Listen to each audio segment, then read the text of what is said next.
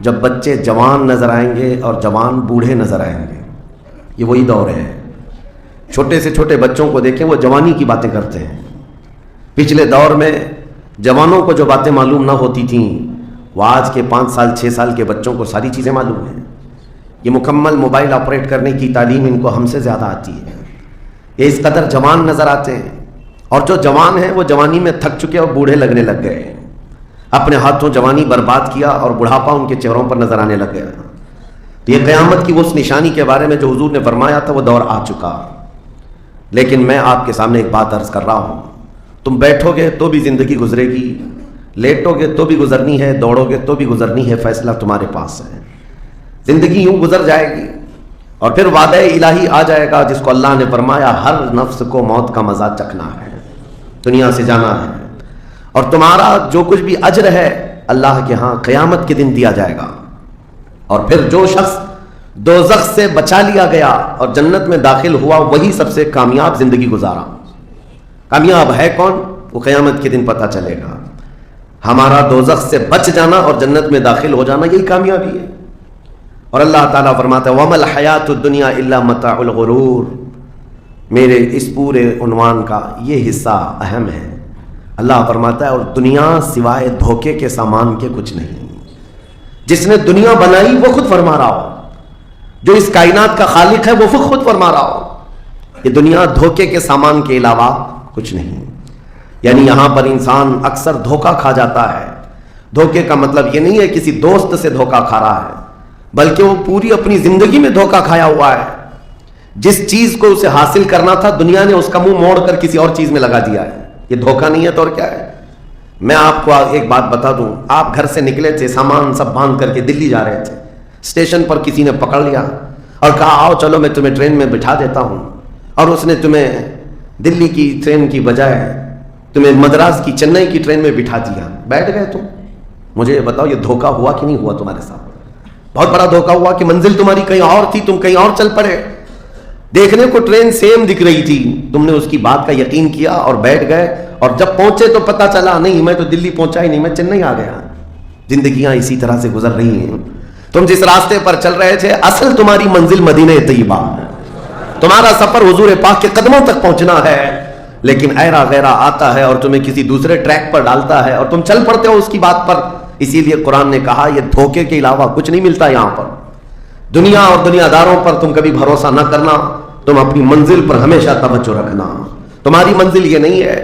اسی لیے شاعر نے کہا تھا غلط روی سے منازل کا بہت بڑھتا ہے، مسافروں روش کارواں بدل ڈالو. تم ٹیڑے میڑے چلتے رہو گے تو منزل لمبی ہو جائے گی، فاصلہ دور ہو جائے گا. اس لیے چلنے کا طریقہ بدل ڈالو، تمہارا سفر آسان بھی ہو جائے گا اور منزل جلدی پہنچ جاؤ گے. اب جو بات مجھے کہنی تھی وہ یہ ہے، زندگی جب اتنی شارٹ ہے اور آزمائش کے لیے تمہیں یہاں بھیجا گیا ہے تو مجھے ان نوجوانوں کو دیکھ کر کے کبھی درد ہوتا ہے جو رات بھر نکڑ پر بیٹھ کر کے اپنے وقت کو ضائع کر رہے ہوتے ہیں، جن کی زندگیاں انہوں نے اپنی جوانیاں اپنے ہاتھوں سے برباد کر رکھی ہیں. تمہیں پتا ہے ایک رات جو ہماری زندگی میں آئی، آج کا دن تم کروڑوں دولتیں لگا دو یہ دن دوبارہ کبھی نہیں آئے گا. تمہاری زندگی میں کیا قیامت تک واپس نہیں آنا ہے اس دن کو.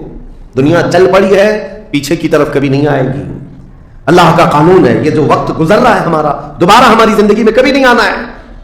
لیکن کتنے مزے سے، کتنے ٹھاٹ باٹ سے نوجوان، ہاتھ میں کچھ نہیں، آس پاس کچھ نہیں، عمل بھی کچھ نہیں، ایسے بے فکرے ہو کر کے زندگی گزارتے ہیں. تو سوچنا پڑتا ہے جس امت کو پوری دنیا آگ میں جھلسا چکی ہو، پوری دنیا اس امت کو اپنے نشانے پر رکھی ہو، اس امت کا غیور نوجوان رات بھر گیم کھیلتے ہوئے گزارتا ہے، اسے کسی چیز کا احساس نہیں.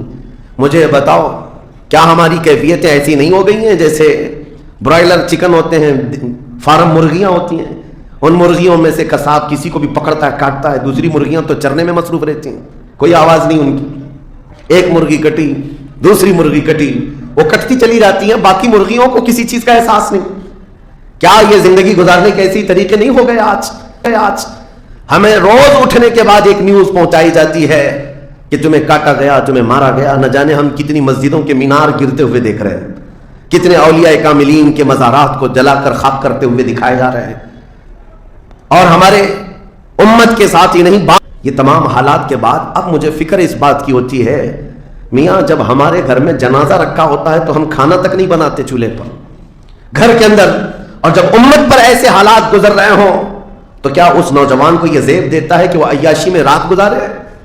کیا اسے یہ زیب دیتا ہے کہ وہ نکڑ پر بیٹھ کر پوری رات کو تباہی کے اڈے پر گزارے؟ تمہارے ہاتھ میں تاش کے پتے، تمہارے ہاتھ میں شراب کی بوتلیں کیسے آ گئیں؟ یہ امت وہ ہے، تمہیں میں بتاؤں، جنگ تبوک ایک جنگ ایسی ہے حضور پاک صلی اللہ تعالیٰ علیہ وسلم کی زندگی پاک میں 900 کلومیٹر کا فاصلہ ہے مدینہ طیبہ سے۔ ہوا یہ تھا کہ ایک صحابی رسول حضور صلی اللہ تعالیٰ علیہ وسلم کے قاصد بن کر جا رہے تھے، اور بیچ راستے میں ایک عیسائی بادشاہ کے گنڈوں نے اس صحابی رسول کو گرفتار کیا اور ان کو ٹکڑے ٹکڑے کر قتل کر دیا۔ موب لنچنگ اس زمانے میں بھی ہو رہی ہوتی۔ یہ خبر جیسے ہی مدینہ طیبہ پہنچی، وہ لوگ ایسے نہیں تھے کہ انا للہ پڑھ کر خاموش ہو جاتے ہیں۔ صحابہ کرام کا جم غفیر مدینے میں جمع ہوا۔ عرض کیا یا رسول اللہ صلی اللہ علیہ وسلم، آپ کا حکم کیا ہے؟